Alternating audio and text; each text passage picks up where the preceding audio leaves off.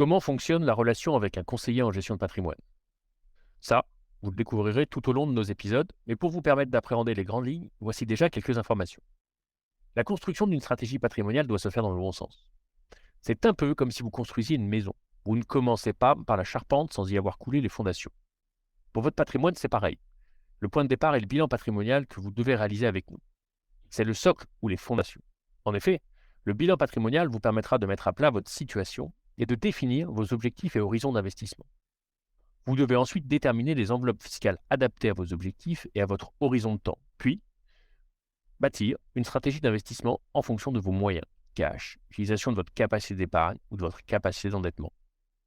L'étape d'après consiste à déterminer l'allocation stratégique qui dépend de votre profil investisseur et de votre horizon de temps.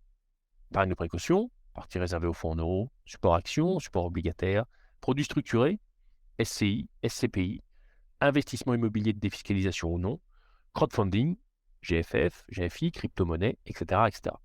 Enfin, une dernière étape, c'est faire le choix de l'allocation tactique entre deux supports d'une même classe d'actifs.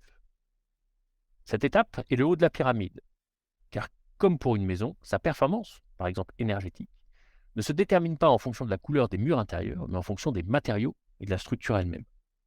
La performance de votre patrimoine doit être vue dans sa globalité.